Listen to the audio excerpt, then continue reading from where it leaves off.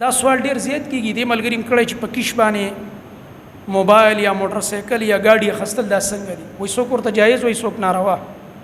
زما محترم ورونو د کیشتونو دا معاملې چې د تفصیل له د الله نبی فرمایي یو د سیسیز دی چې اوس مثلا دا موبایل دی زه تاسو په دې کې دوه بې ویم دوه بې الک کمال نغد راکې نو شل زره راکې خو کته مال شل ورځې بعد او میاش بعد راکې نو 10 زره راکې دا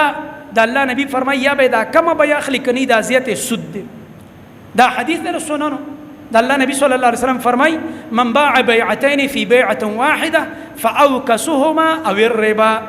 چا چې په یو سیس کې دوه به جوړ کړي شی یو دی او دا ول دوه به وي یو زیات او یو کم یا به دا کم به اخلي او کدا کم وانه لیم دا زیات سود دی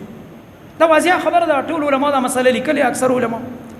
اوس دا کم علماء چې د جواز په تور کې په دې لګزان کوي چې هغه په کم کشتونو باندې هغه و چې دا جایز هغه دا صورت دی زه دکاندارم زه د سره د نقد سودا خرڅوم بس تش کش باندې سودا ورکوم او یو ریټ ویم دوه ریټونه نه ویم لکه ما چېرته حدیث ویلو دی حدیث دوه ریټونه نه ویم بتا ته ویم چې دا سیز دی او په 1000 روپۍ دی او میاش کې به دومره روپۍ راکې بیا صحیح ده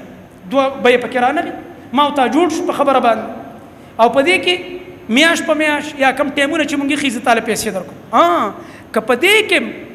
دا شرط ولګید چې ګوره کمال دی یو میاش پیسې لیټ کړي یا دی دوه یا درې مده لیټ کړه نو د پاسه به ګوره دومره جرمانه راکې بیا هم سود دی خبره پېښ شو بیا تی سود جوړ شو اجایز کار بیا سود شو نو کدا شرطونه پکې نه او عقد وشي زما وستا به ما درمه دا گاډي در خرڅ کدا موبایل دی موټر سایکل له او بس په کشتونه خرڅوم دوه به نه کوم چې په نغدو دا په نغدو خرڅوم نه به زما کاروبار د کشتونه دی او بس میاش کې مال دومره راکوا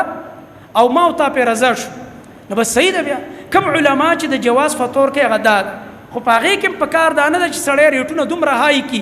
چې دا غي د لاس خلکو سره ظلم وشي ظلم دی نه کوي کبل فرض یې لګو غوندې زیاتای خو بس دوه کسو رضا ده دوه ریټونه نشته یو ریټ دی او دوه کسان په خپل منځ کې رضا شو نو په کار دا چې دا عمل یو احسان وګرځي د مخلوق سره دې لپاره چې خلکو ته فایده ورسیږي او دغه رنګ بوج پیران شي